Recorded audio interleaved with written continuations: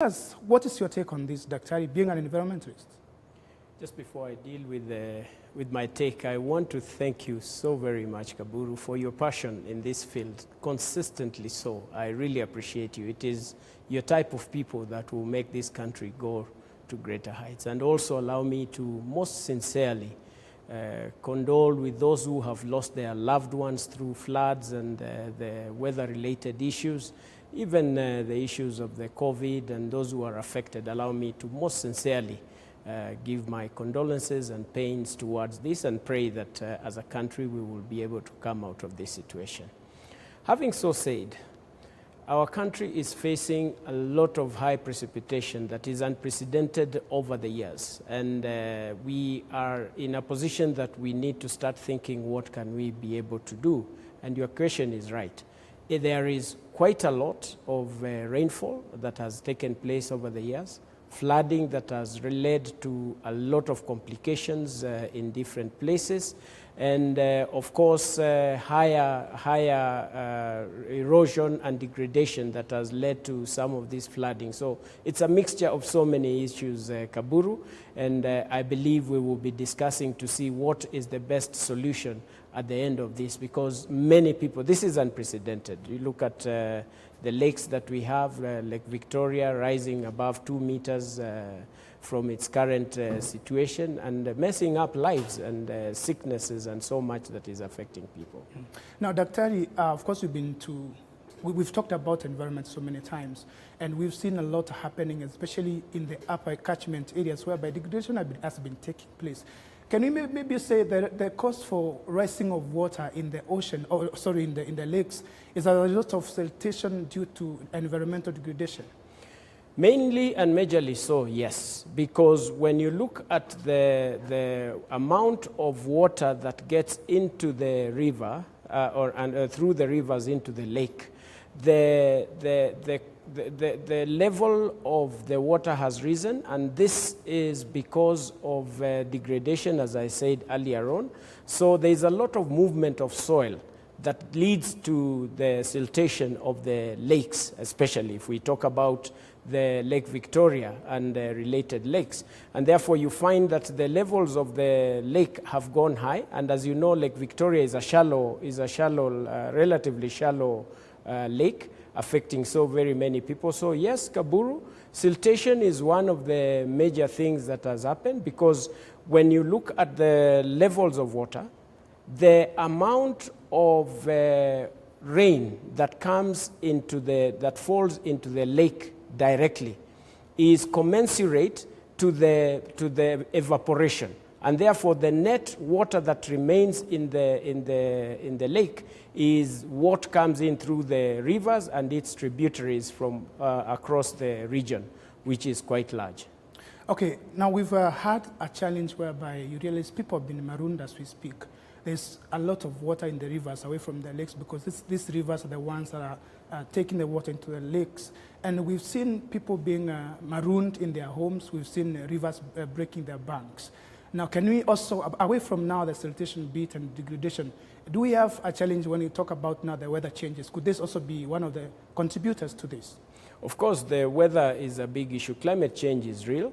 When we talk of the cumulative mess in the environment over the last 50 years, it leads to heating up of the environment, and therefore it changes, evaporation takes place, and this results to additional rainfall that is unprecedented, leading to what you have talked about, affecting people's lives directly on matters of sicknesses. You can imagine how many people are dying out of other related sicknesses. Just the other day, we saw 21 people die out of different diseases like cholera and others. So there is quite a lot that is affecting the people, but majorly this is a climate change issue that is real and is here with us, that we must keep looking at and dealing with what we must do to change the environment. Actually, Daktari, this is not the first time we are experiencing this. If you remember, the last rain season, we had rain for about 5 or so months, which was actually the short rains, but they extended to about 5 months. And this, we are now in the current, this long rain season. Now, Can you say now the rising water levels, number one, is because last year we had a lot of rain which extended all the way to February, and of course the ground was a bit saturated, and that is maybe what the reason for this, or is just enough rain? A mixture of both. I'll take you back to the 1960s, according to history, and we must value history in this country because it is history that helps us to understand the mitigation measures that we must take at different times. 1962 to 64, that is when there was a lot of rain in Lake Victoria, that up to 64 it has never been surpassed, and it has never gone lower than that at the moment. And talking about the additional rain, as I said, climate change is a major issue. There is much more because of the weather that has increased the evaporation, and that falls down as rain on the other side. There has been quite a lot of changes. Weather patterns have totally changed over the years. I mean, talk about Ukambani, as we talk about disaster in other places, they have enjoyed rain continuously for the last about 6 months or even more, leading to a lot of harvest. So it is both sides. There is a lot of advantage and disadvantage equally on the same. But of course, it's an issue of weather patterns, Kaburu, that we must appreciate that something is not working the way it used to be, and we must start now working towards getting to be ready. And water, we must not complain about water. We must manage it from where it is coming from, not try to manage the people. And this happens through policies and preparedness and early warning systems that we must engage and to ensure that these things happen. Over the years, Dr. we've had a challenge when it comes to riparian land. People have encroached riparian lands, not just along the rivers, but even the lakes. And the waters have raised to a point whereby people have been displaced from this riparian land.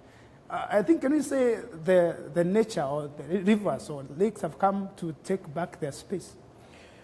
You can't put it any better than that, Kaburu. Water will always get its space back. Nature will always fight itself to its position without any doubt. And this is where we need to start thinking and look for solutions. We have allowed ourselves to live in places that are not habitable. We have allowed ourselves to live within this riparian space. When you look at the riparian space currently around the lakes, and talking about Lake Victoria, because you can relate with any other lake therefrom, it's supposed to be 200 meters away from the shores.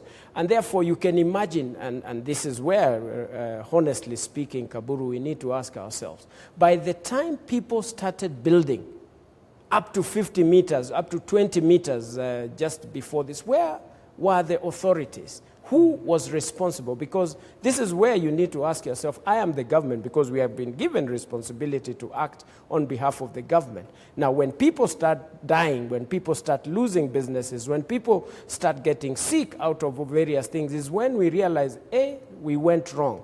And therefore, we must start thinking of what can be done. Allow me, Kaburu, to go even deeper.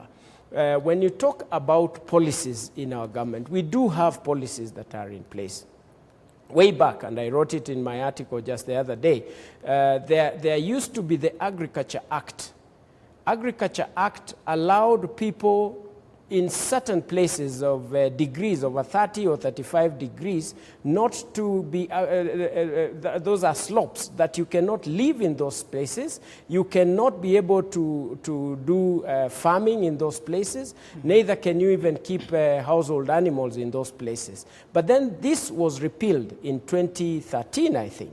And leaving nothing that guides the living in those places. And this is something that I want to warmly challenge our members of parliament, because they are our legislators, and they're the ones who are able to take up this issue through the Ministry of Agriculture and the ministry and the committee that is concerned with agriculture, to take up the issue and bring up in parliament to legislate the living of these places. Of course, unfortunately, This is also led by some ill motives sometimes, because land has already been identified. Our country is as it is, and it will never change, the 520-some square kilometers, 1,000. And therefore, we know the slopey areas. People must have been mapped out, or should be mapped out, where they can live, that is away from this Kaburu, so that they can live in those places. But because of some ill motives here and there, you find that there was that repeal, and it was not taken up. And if it has been taken up, the regulation is hidden somewhere that it cannot be implemented by the counties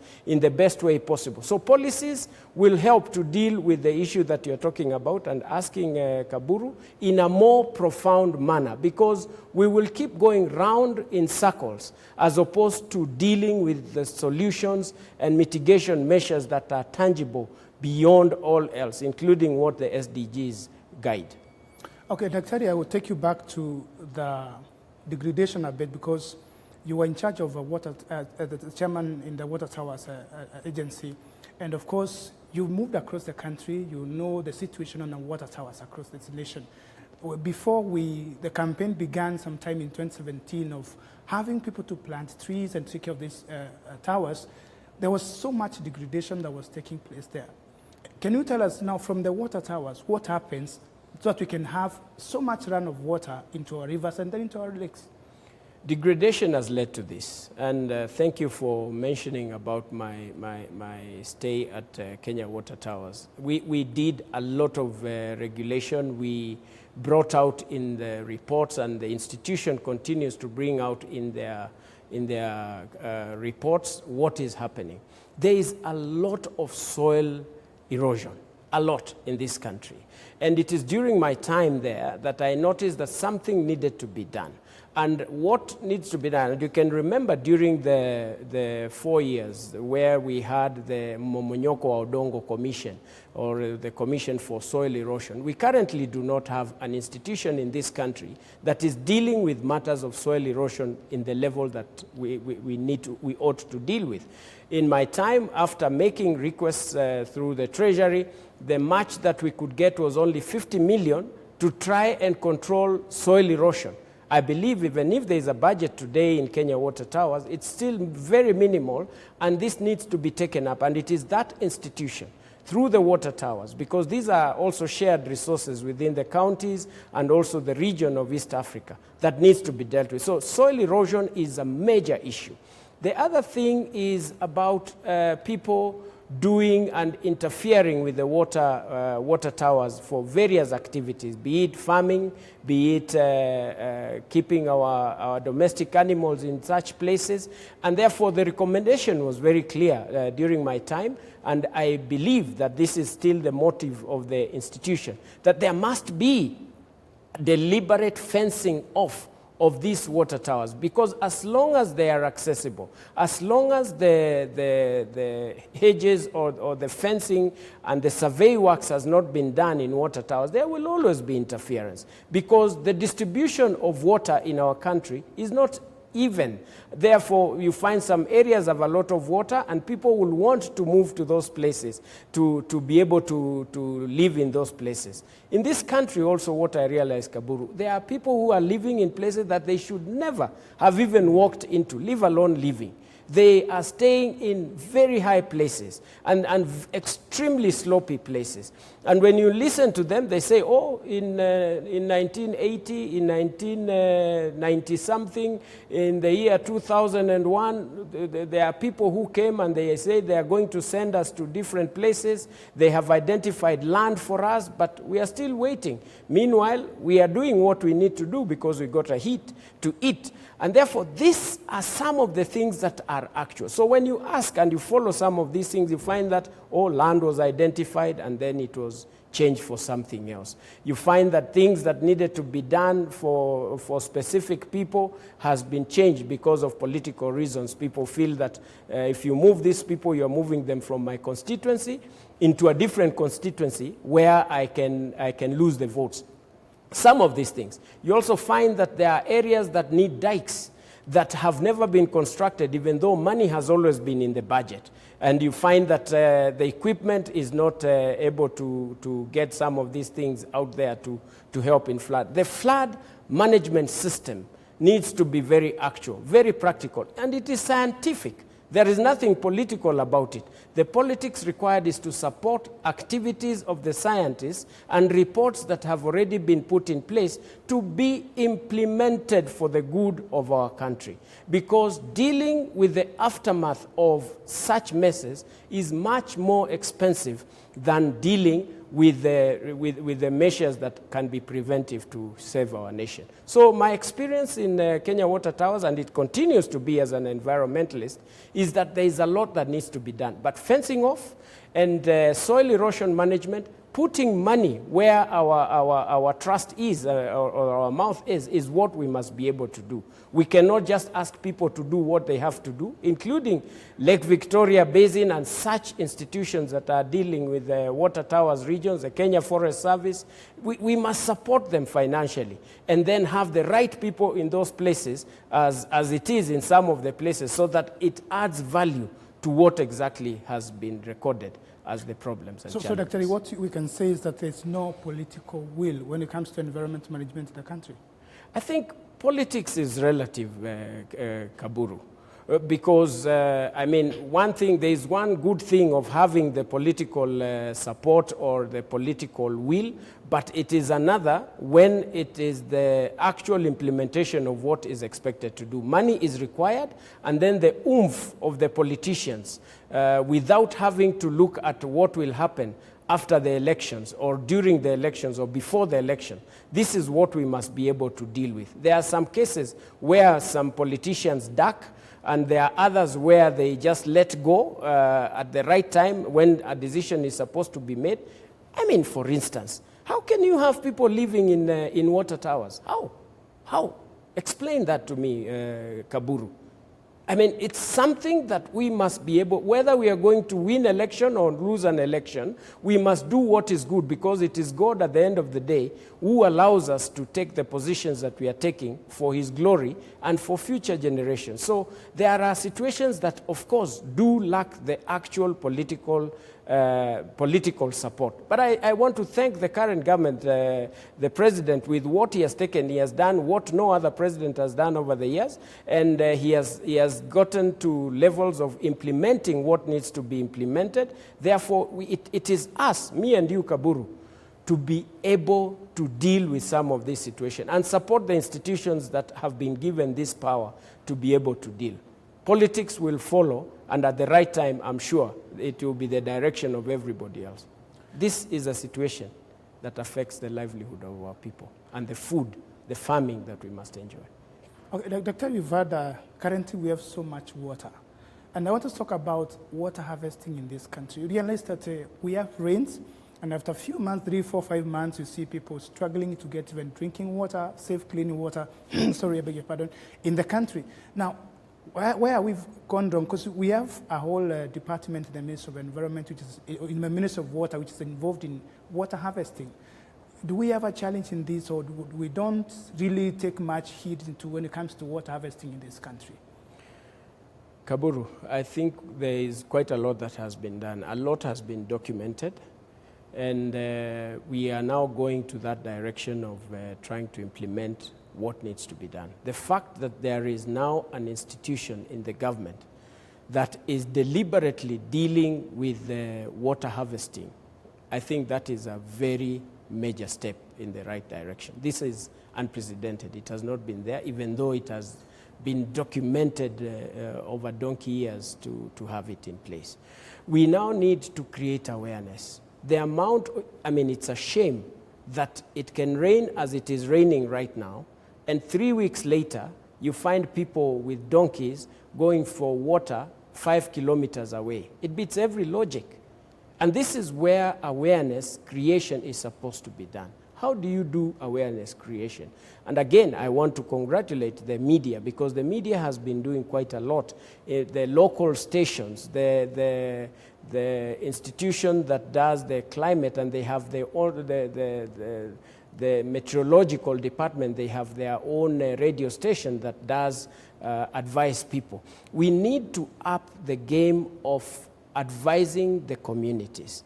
We need the private sector to come in, the banks. If you're not investing in people, honestly, where and how can you report big profits in your books when your people, your customers, the Kenyans are suffering out of having water? You find institutions that are supposed to buy water tanks or finance water tanks, they are not doing what they are expecting to do. You find that the government, the institution that is given the finances or the authority to deal with the water harvesting is not getting sufficient funding from the treasury, and because of various reasons. Anyway, it's not a blame. I'm just saying there needs to be a deliberate move that funds such an institution, and then doing dams where they are expected, because the same dams will also help in the management of floods at different places, and allowing this water to be used for commercial purposes at the grassroots level.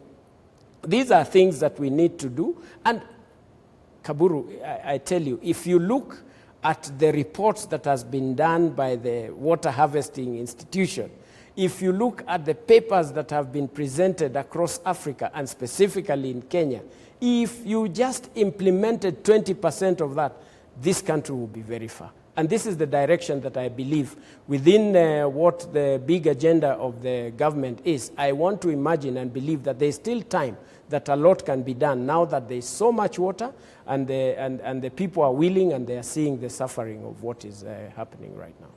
Okay, thank you, Dr. We'll be speaking to also, thank you, Dr. for the thoughts. Of course, we need to do so much about it. And we have online, on Skype, Mr. Venant Ndigila is from the system manager at the Red Cross. Dr. Venant, the name is a bit tricky, Venant Ndigila.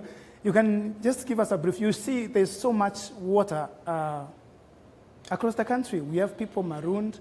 I know Red Cross has been doing so much when it comes to taking care of people who have been affected by floods and other disasters across the country. We have landslides in many parts of the country. Now, I know your team's on the ground. You can just give us a brief on this, what is happening on the ground, and the most affected people, which counties, just like that. Yeah, thank you, Dan, and thank you for having me. Yes, the floods are hitting us again, and since the start of the March, April, May rain, sometimes in March, we have had very serious impacts on some parts of the country. But I'd like to mention that parts like Western Kenya, they never really took a break from the effects, because the October, November, December rains, when they stopped, they didn't stop in parts of West Kenya. They continued into January, February, and then March. So as at today, we have at least 19,000, slightly over 19,000 households who have been displaced from their homes, and now they are in temporary camps. And this translates to slightly over 100,000 people, and across 36 counties in Kenya. The most hit are counties in West Kenya, at least 7 counties, with the highest numbers in Kisumu, which has over 8,000 households which are affected. But you're also seeing displacements in Garissa, Mandera, this part of northeastern. We are also seeing significant also displacements along the Tana River, mostly Tana North. And yes, we're going to see increased numbers in the lower Tana. And these are, again, families who have been uprooted from their homes. Their homes are not habitable. So they are in need of the most basic essential services. We are talking of the shelter itself, food, water, and also some health support. So that is the situation as at now. At least 100,000 people, over 19,000 families have been uprooted from their homes. Now, Mr. Venant, we look at the situation in Baringo. I'm a bit concerned because Lake Baringo has about 8 islands, and people are stuck in the island as water levels have gone so high, affecting hospitals around that place. Families have been affected. Do you have your team on the ground there, and what is the situation maybe from Baringo?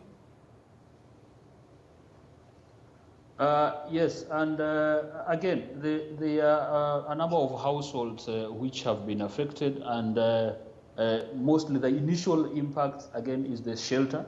And these families are now, they are in need of temporary shelter. So we are coming in to support with the emergency shelter and some basic household items so that the families can be able to protect themselves from adverse weather conditions, and also have household items for basic life support, including blankets, mosquito nets, and also some cooking utensils. So, and again, as we are told by the KMD, as the rains are likely going to continue in a slightly reduced manner, but they're likely going to continue, and because the soils are already saturated, we expect the effects of the flooding to continue.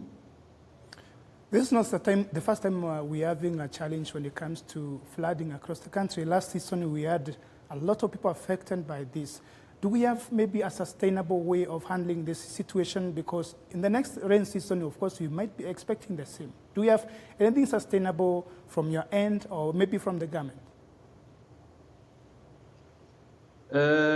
Unfortunately, the effects of these floods, they are coming. I found the conversation ongoing around how we can be able to support the community to reduce the risk. Yes, these communities, they are definitely living in very high-risk areas. And the main reason they are living in high-risk areas is because they don't have alternatives. They don't have an alternative land or alternative safer areas where they can go and stay. So, and this is informed by so many things, and most of it, a lot of economic vulnerabilities and things like that. So, as we are seeing the floods being coming in seasons, they are basically seasonal floods. We know very well, March, April, May, you're going to have rains. Then we go to October, November, December, you're going to have increased rains also and flooding. So the other thing, the main thing is to sit down and work very closely with the community. So we have put in some measures and some programs where we're working with the communities, mostly in terms of ensuring that the communities have adequate and timely early warnings in terms of the weather. This is, we have collaborated with the Kenya Met Department, where we get the outlooks, the weather outlooks in good time, so that we can be able to translate them into very user-friendly to specific high-risk areas up to sub-county and ward levels. This is meant to give enough early warning so that the people can be able to move to safer grounds. This is one approach, but the other main approach are long-term programs bordering again on economic support, which again, they are meant to reduce vulnerability and increase resilience. And again, information, working with very closely with the communities which are at high risk, giving them adequate information. A quick example is using the technology, the mobile phone. We are working with Safaricom, and we released, last 2 weeks, we released over 13 million SMS in high-risk areas. And when we come back and call